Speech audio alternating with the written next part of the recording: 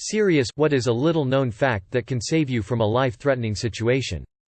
In the extremely unlikely event you are attacked by a swarm of bees, most adults can typically just outrun them, especially if you run into the wind. Do not stop running, some bees will chase you for up to a quarter mile. Do not try to hide underwater, they will wait for you to come up for air. Know where the exits are. People commonly say not to make eye contact with people in sketchy places. However, eye contact takes away the element of surprise, which is often an attacker's first weapon advantage. If you have to sleep in a car, you can loop your seatbelt through your door handle loop and click it in for extra security. Learned that from a truck driver. Unless you have training, don't try to rescue someone drowning by swimming to them, use something to reach out for them to grab onto.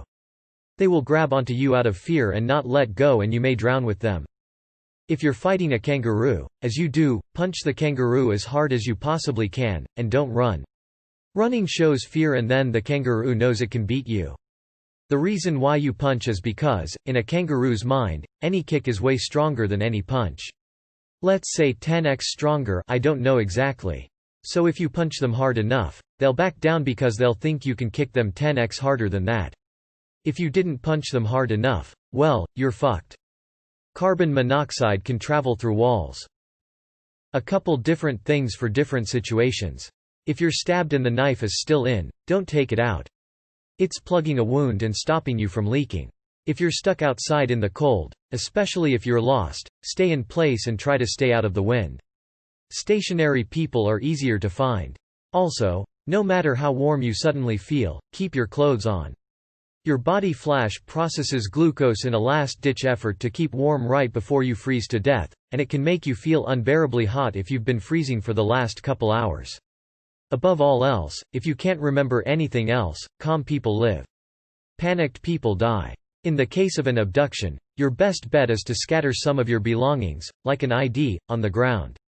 The possibility of tracking you down becomes that much greater that way. A chair makes an excellent shield weapon.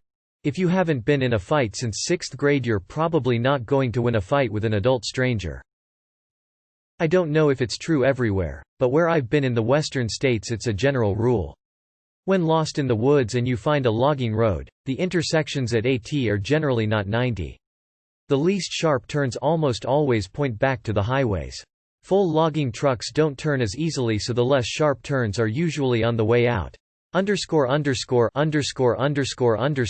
Highway this way.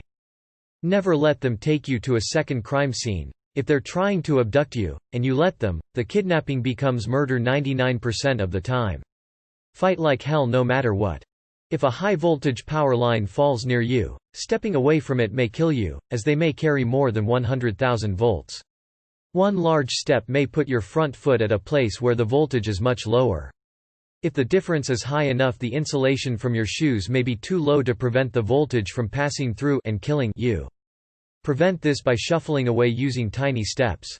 This minimizes the voltage difference between your feet. If you see a huge explosion in the distance, you've got 1 to 2 seconds before you will be hit by the shock wave. You can protect yourself from the shock wave by turning away from the explosion, exhaling, and keeping your mouth open to help equalize the pressure. Drink when you're thirsty. Too many travelers die of thirst while literally carrying water.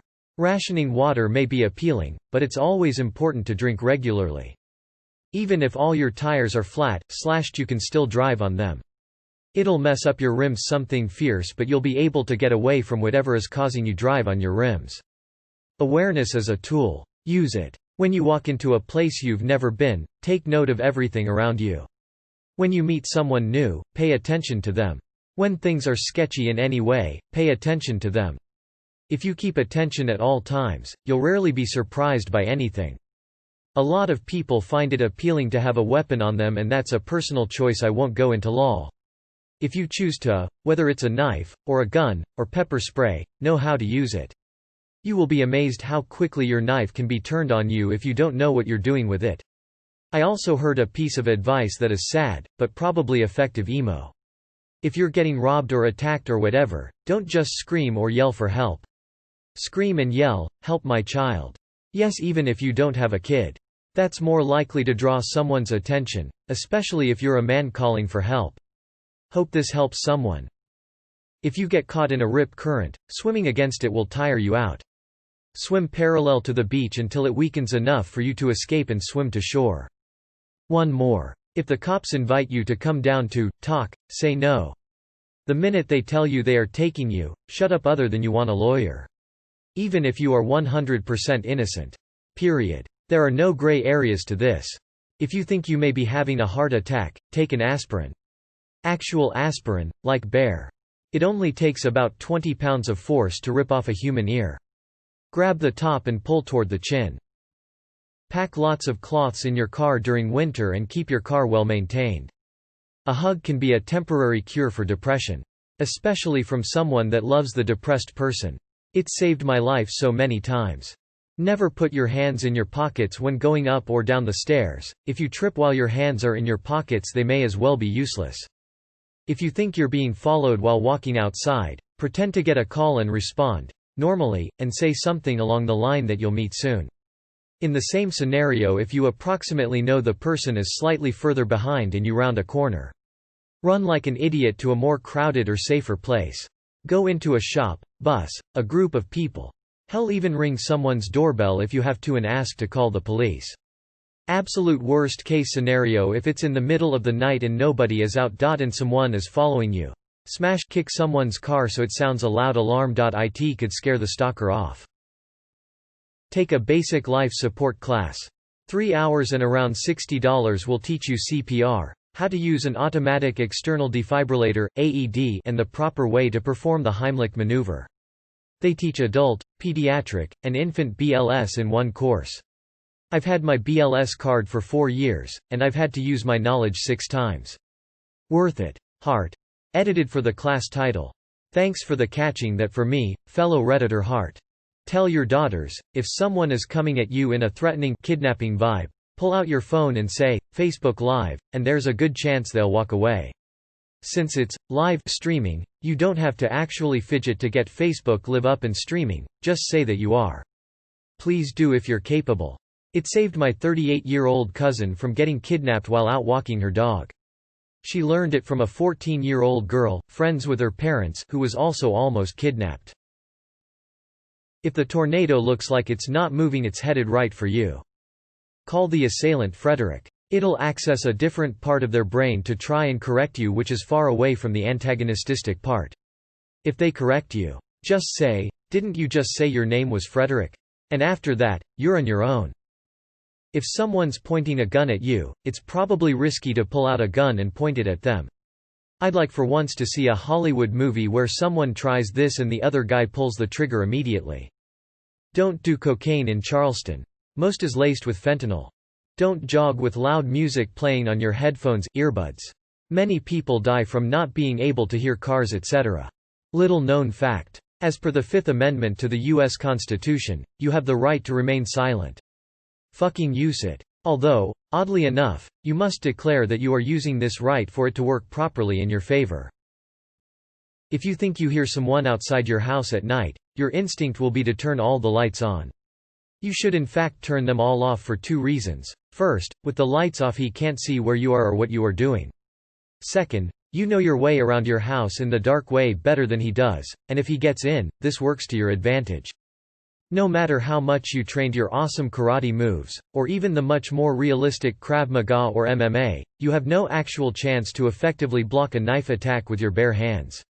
If you can't run, block with the outside of your arms, away from major arteries, and be prepared to get cut up badly. When under a missile attack, go to a wall with no side that is directly outside. On the lowest floor you can, basement if have under a table, stay near the table's leg. If there is an alert for any sort of chemical attack, lock the doors and put wet clothes on the bottom and top of the door and on your face. I live in Israel. Edit. Holy SHT, thank you so much. Never use cruise control in a rainstorm.